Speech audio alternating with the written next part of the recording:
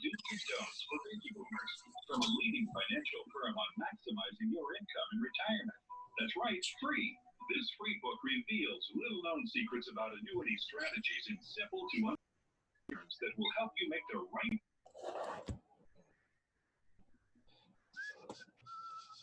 And as a bonus, we'll also throw in a free annuity rate report. We researched over 1,200 annuities and summarized the rates and benefits of annuities from financially strong insurers. Oh, And that getting there. baby boomers and a free annuity rate. Hearing some background audio from somewhere. Yeah, tis not I. Hello, can you see me? Yes. Hi. Hi.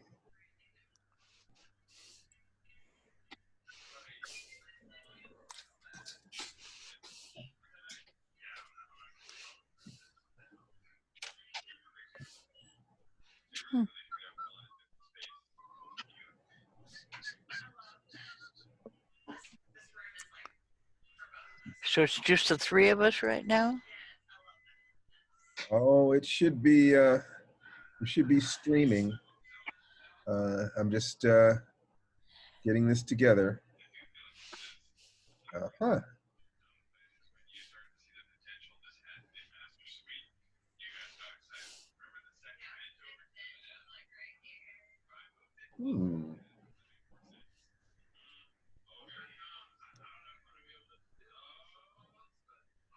Enable waiting room.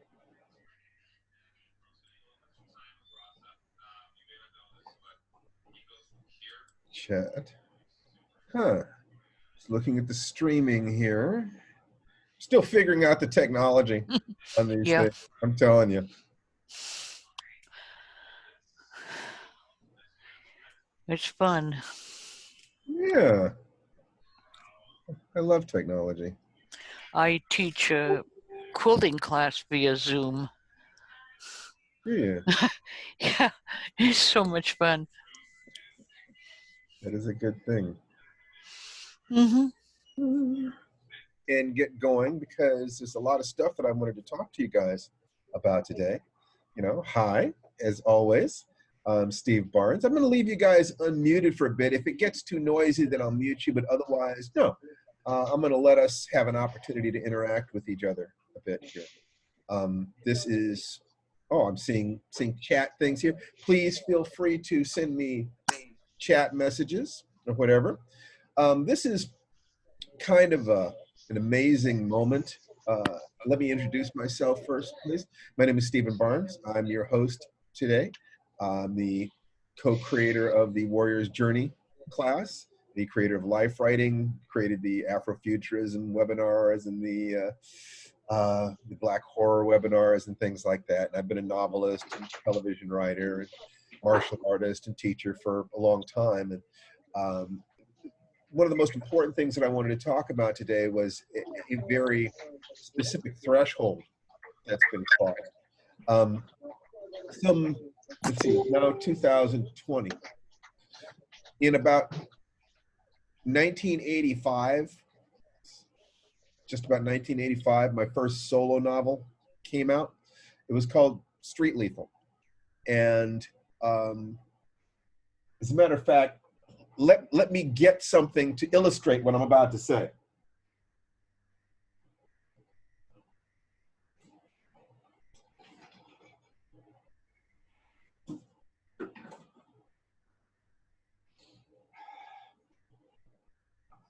There we go. Okay. So over 30 years ago, I published my first solo novel. Its title was Street Lethal. And the lead character in Street Lethal was described roughly as looking a lot like Shaka Zulu, is dark as an African. When the book came out, this was the guy they put on the cover. See that? Doesn't look terribly African to me. Didn't look terribly African to anybody else either. When Octavia Butler started writing, they would put green people on the covers of her books, but wouldn't put black people on the covers of her books. When I wrote for Twilight Zone,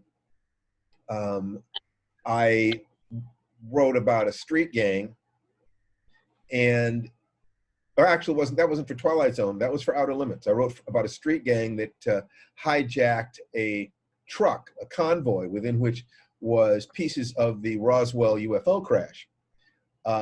And the characters were written black, but they would not cast the actors black. They told me that it was filmed up in Vancouver, British Columbia, and that if they wanted black characters, they'd have to import them.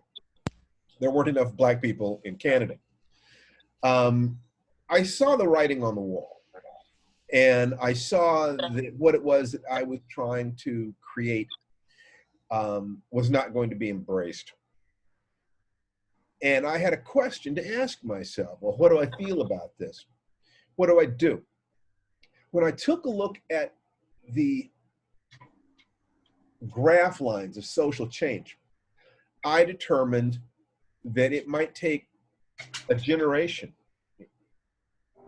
20 years, 25 years, or a generation and a half to get to the point where things were open enough that I could write stories that really touched my heart in the same way that the typical Hollywood screenwriter can write stories. They can write stories about people who look like them, referencing their own experience, dealing with their values, their sense of history, and so forth and so on. I was going to have to, if I wanted to stay in the game, I was going to have to find some way to write and create, even knowing that I was going to be limited, that I was going to be cut back, I was going to be very disappointed at times, that it was going to be a painful road to hoe for maybe 30 years. And I looked at that and I said, am I willing to wait that long?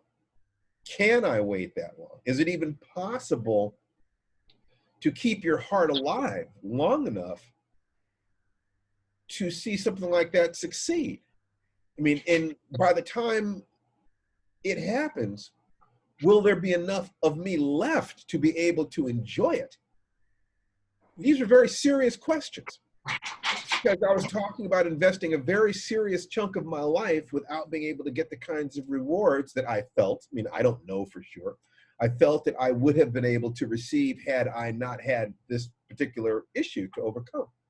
And I decided that, well, I discussed this with a dear friend of mine, Darnell Gadberry, an electrical engineer, black gentleman. And I said, if I don't write stories that touch my heart, I'm betraying that child inside me. But if I do, I'm afraid that I'm not going to be able to support myself. I'm afraid that I'm not going to be able to make a living. And he said one of the most important things that anyone's ever said to me. He said, Steve, eventually someone is going to have to start writing these stories. If not you, who? If not now, when? And why would you want to create stories for the pleasure of people you wouldn't even want to have in your home? I said, damn. And I looked at it. I didn't sleep real well that night. And I decided that whatever price I would pay was not an unfair price considering the prices that my ancestors had paid. And that I loved my country and I loved my genre, and that this was the work that was set out for me to do. It was just my turn in the barrel. But how do you keep your enthusiasm? How do you keep your passion? How do you keep your sense of hope and faith going for 30 years before the door opens? That was my question. I do not honestly know or remember exactly what my thought process was, but I do know is I decided to try to do it. And I can tell you that last week, my first television episode in 20 years was broadcast. I mean, I'd gotten my Hollywood career going. I was just beginning to get some things happening when my family had to move from Los Angeles to the Northwest. and I had to move with it for 10 years to raise my daughter.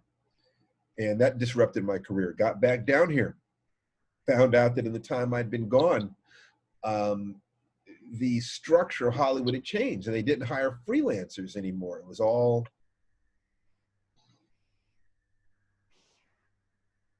staff, and they didn't hire anybody for staff over 40.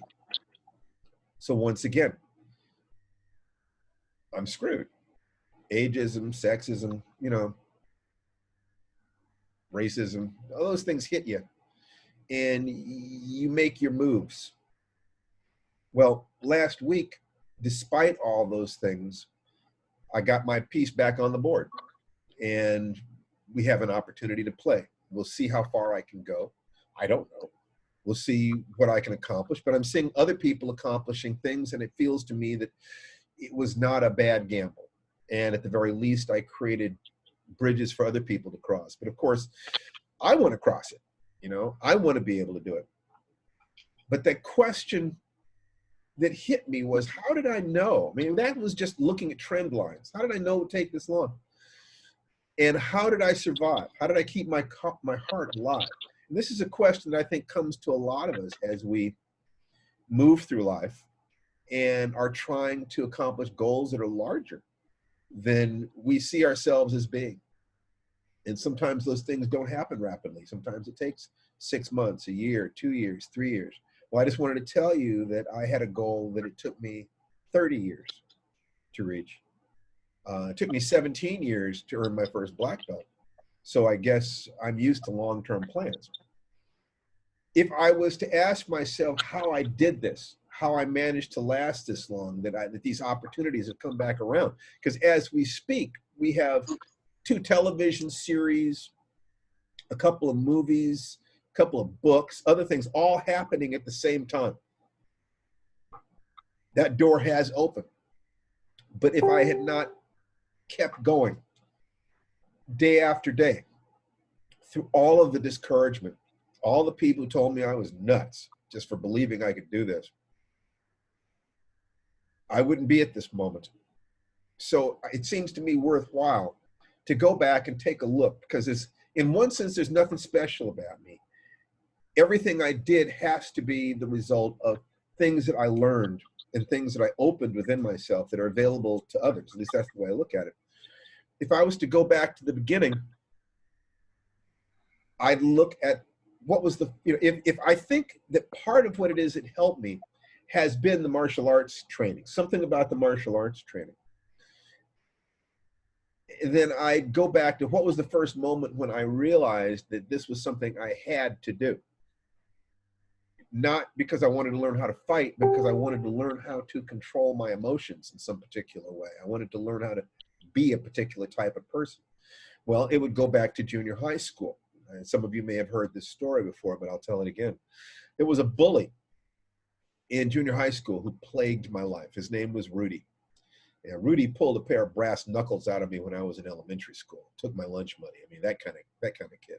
He was built like a little fire plug. He wasn't bigger than me, but he terrified me. And he had a brother named Oliver, who was an even bigger bully than Rudy was. And Oliver had a gang, or at least he had, you know, the guys that hung around with him. So they were a terrifying group to me. I tried to stay out of Rudy's way. But one day, I guess I was in about 8th grade, maybe. A teacher sent me down to the principal's office to pick up some Mimeo sheets, I believe. And Rudy was sitting in the office. And I didn't really notice him that much. But after I left the office with the Mimeo sheets, I found out that Rudy was in the office in trouble again. And that he thought that I was in the office to talk to the principal about him. That in essence, I had narked on him. And he swore to me that he was going to kick my face in after school. I was terrified. I was a little bookish nerd. I mean, I'd never want to fight in my life. And I couldn't beat Rudy anyway. So I thought maybe I could sneak out of the school and get home and maybe things would cool off. So I zipped out the back gate as fast as I could after school. and was walking home as fast as I could down this street called Washington Boulevard, main road between Mount Vernon Junior High School and my house. And I hear this whoop from across the street, and there's Rudy and his friends, and they're coming running across the street toward me. And I just wanted to throw up. And they catch up with me, and Rudy gets up in my face, and he's slapping me and spitting in my face and come on and fight. And he's there with Oliver, and Oliver's there with his 2 or 3 friends. And it was a horrible situation because I couldn't beat Rudy anyway. But if I did, then I knew Oliver would jump on me. And if by some miracle I beat Oliver too, then his friends were right there. So there was just nothing. There was just no way for me to win in this situation. But he was hitting me and spitting at me and cursing me. And I don't know how many 14-year-old boys you may know, but that's a very tender age. Your sense of identity, your sense of being, your sense of masculinity, masculine force and power is just beginning to form. And I was being destroyed. That his abuse, the pain, the public humiliation was ripping my guts out. I couldn't fight him. I could not fight him. I couldn't fight him. I could not fight him. And something happened. Something in my head broke. It just broke. And I realized I would rather die than go through this, rather die than live like this. And I put my books down on the sidewalk, and I walked out into the middle of Washington Boulevard, stood on the double yellow line with cars and trucks zipping past on both sides. And I looked at Rudy and I said, "Come out here and do that." And he looked at me and I looked at him. And when he looked at me, he saw that I was going to kill him. If he walked out there, I was going to push him in front of a truck. That he had pushed me too far. That this wasn't a social game anymore. This was something else, something far deeper, something far worse. And he blinked. And he said, "Oh man, that guy's crazy." Although he didn't say guy, he said something else. And he and his friends walked away. And they never bothered me again.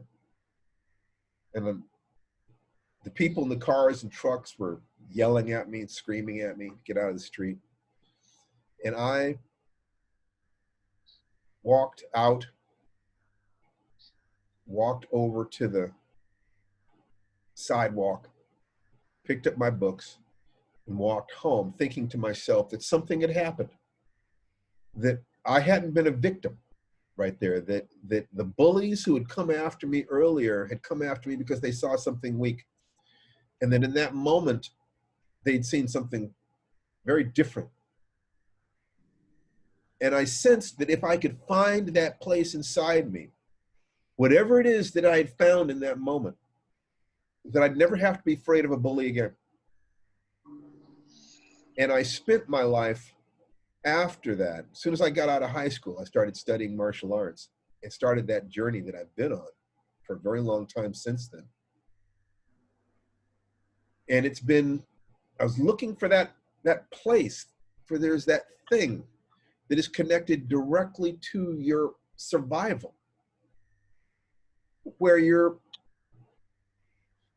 prepared to do whatever it takes to be the person that you're supposed to be in the world. That part does not stop. That part does not quit. And I had to find what that was. Years passed. I started studying martial arts. I actually got pretty good at it. 1972, I was the National Korean Karate Champion. I took second place in the National Korean Karate Championships. And I was feeling pretty good. Then I went to Steve Sanders' Black Karate Federation school. I'd seen him perform at a demonstration. I'd never seen that kind of speed and power and grace. I walked in this school, asked him if I could study there, began to study, was doing okay. And then one day, this 12, 13-year-old kid, same age that Rudy was, asked me to spar with him. I said, sure. That kid kicked me all over that school. I mean, I couldn't even touch him. He just thrashed me. I was shocked. And he was just, as he well should, he's bragging to everybody, I beat a man. He just strutting around the school, bragging. You know, can't blame him. And I broke inside. Something inside me said that all of my training, all of my practice, it just didn't make any difference. That I was never going to be strong. That I was the same weakling I'd been. And I began to anchor massive fear to going into the school. And this plagued me for years.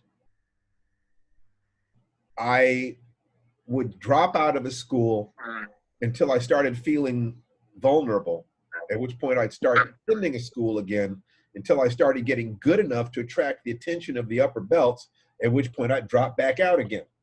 And this happened in a cycle over and over and over again. I remember being terrified to go into one school and pick up a jacket I left there for fear that somebody would ask me to spar. And I remember driving down the street with tears just streaming down my face, saying, God, will you either take away my urge to practice this stuff or just let me do it? I mean, other people don't practice this stuff if they're not enjoying it. Nobody's going to say anything to me about it. Why do I have to keep banging my head against this wall? What is it?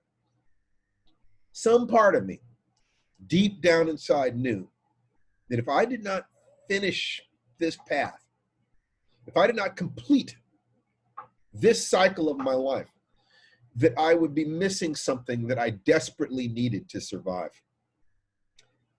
Years passed.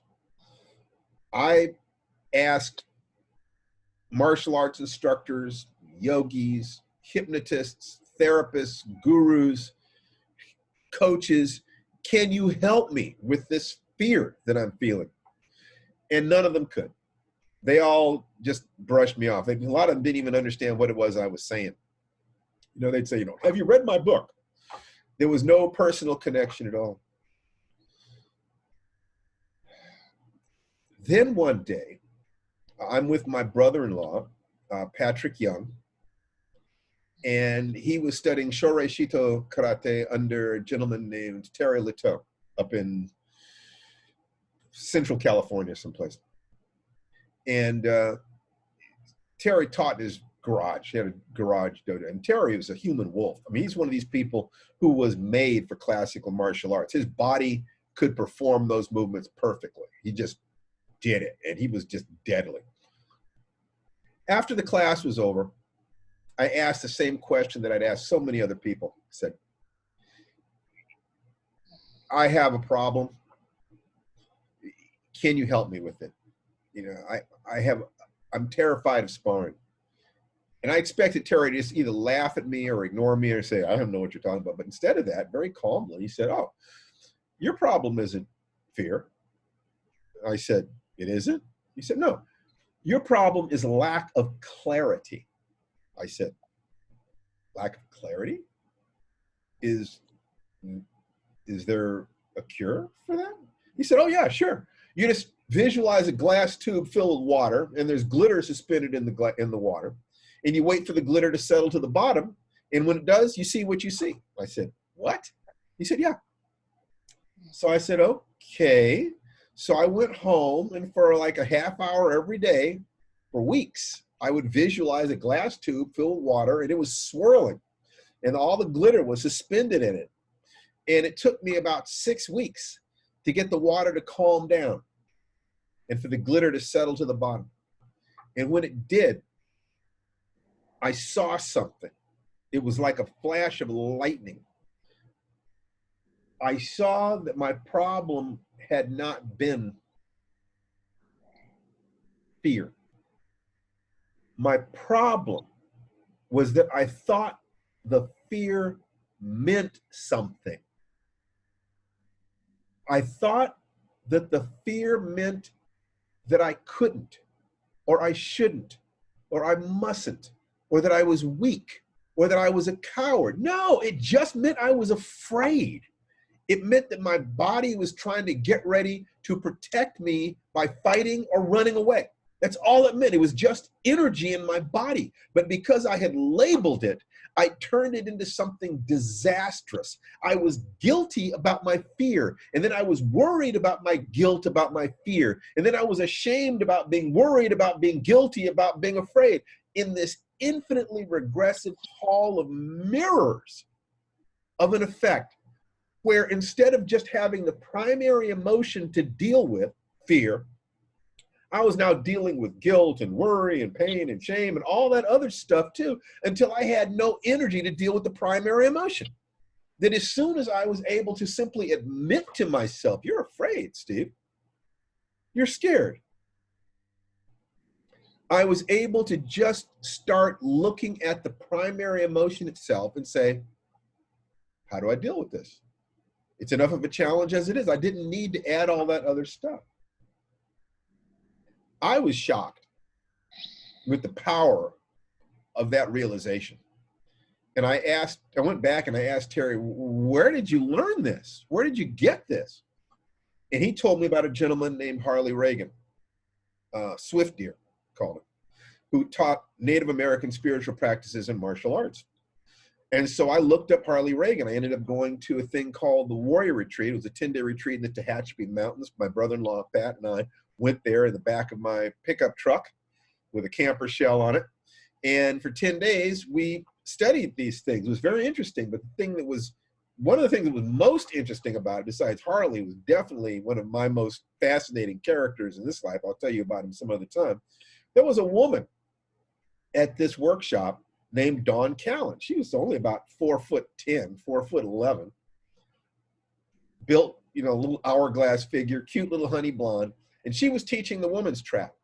And she was just very friendly and open and fun. But there was something about her that I kept having questions about. She's got something special about her. I could feel that. I could feel that there was something special about her. Well, at the end of her week, there was a graduation ceremony where the women would stand in a circle around the mat, and a mugger in heavy armor would stalk the mat and drag one woman at a time onto the mat, engage with her verbally and physically, and they would go into combat. The woman would then have to defend herself, deliver at least 3 solid strikes. And Dawn is hyper vigilant during this. It was extremely intense combat exercise. And unfortunately, there were supposed to be 3 men in the mugger outfits, and 2 of them hadn't been able to come that week, leaving only their head mugger, Robert Humphrey. So she asked if a couple of the guys that were in the men's track would substitute. I said, sure, sounded like fun. It was intense. It genuinely was. And fun, because I felt like even though I was getting beat up, I was in armor. Even though I was getting beat up, I felt like I'm doing this to protect the sisterhood. So it was kind of cool. But I still had that question about Dawn. I was noticing that her level of focus was just supernatural, and her ability to help these women access that strength within themselves was beyond anything that I had seen, especially for the short period of time that she had them for. And so inevitably, as ego will, it occurred to me that it might be interesting to attack Dawn. Find out, well, what's what with her? She's standing about 15 feet away from me with her back to me, talking to some women. I'm stalking the circle. I'm in the middle of the circle. And like I said, her back's to me. And I thought to myself, I think I'll attack Dawn. The moment I thought it, she stopped, turned around, looked at me over her shoulder with this reptilian grin on her face. And it felt as if someone had hit me in the chest with a sledgehammer. She had not moved. The force of her will was something I had never experienced. It just, all the wind sucked out of me. Just,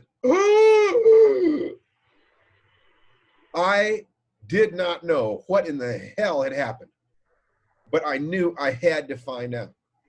I began studying with Dawn and actually sponsored some of the workshops she did with Lynn. And I found out ultimately how she had done what she did. But all she did with these women was she connected their life force, their instinct, their animal right to be alive, with their spiritual intuition about their place in the universe. The animal and the spiritual both together. And when she did that, she put them in touch with a part of themselves that would not quit, that would not stop, that felt no fear, that was totally alive in the moment. I mean, it was unreal what she did. And I wondered whether or not I would ever be able to do that. Well, at one workshop, there was a woman, and I began to assist on. There was a woman who could not punch or kick the bag, let alone attack an attacker. And nobody could do anything with her. Nobody could help her. She just kept breaking down into tears when anybody tried to help her. So they brought her to me. And they said, Steve, can you do something with her? So I tried, and she was like, she couldn't hit the bag. I'm afraid of her. She was all up in her head about that. And so I said, do you by any chance have a daughter? She said, no, I don't have a daughter. I said, do you have a little sister? And she said, yes, yeah, I have a little sister. I said, would you do anything for that little sister? She said, yes, I'd do anything. So I said, then here's what I'm going to tell you. If I get past you, I'm going to, and then I said something absolutely horrible that I will not repeat here. And she looked at me, and something shifted completely inside her. And she came at me and she knocked me through the wall. It took 3 grown men to pull that woman off of me. She was just total fury and fire. And when I managed to pull myself up off the ground, I looked at her and I said, that's it. That right there, that place you're in right there, that's what you're looking for. That is the place. That is the place that you go. She told me later on that had been the best and cruelest gift anyone had ever given her. Many of us have been taught that we cannot fight for ourselves. But all of us are programmed to fight for the people and things that we love. And that part of us, the part that would fight for an innocent child or someone we love, will not quit, will not stop, will not back off. And when you can make contact with that part of you, now you've got something that cannot be taken away. That is the part that has the potential to have courage and endurance of infinite capacity. That kid who walked out into the middle of Washington Boulevard with the cars and trucks that was prepared to die before he would let himself be dishonored. That woman who was afraid to raise her hands and found the strength inside herself to become a friggin' tiger. I tell you, it was like nothing I had seen. It was like everything you would want from a mommy tiger. Because the little kid inside you doesn't ask, can you win? What the little kid inside you asks is, will you fight? Mommy Daddy, will you give it everything you have? Do you love me enough to put your ego aside and admit that you want it and give it everything? And if you do, when you can, that's when your game goes to a completely different level. Finding the things in your life that you will fight for, that are bigger than you are, to inspire you. That's what will keep you going. That is what kept me going for 30 years. Every day, reconnecting with the part of me that was not going to quit. That's what I want for you. That's what I want for each and every one of you. Our time here is drawing to a close. I hope that some of you will go over to realwarriorsjourney.com and see what we have over there for you, or reach out to me on Facebook and connect with me. What's important is to know that that force that I found is within everybody. There's not one of you that doesn't have it. It was given to you by nature. And anybody or anything that has ever told you that you did not have that was lying to you. You've got it. You've all got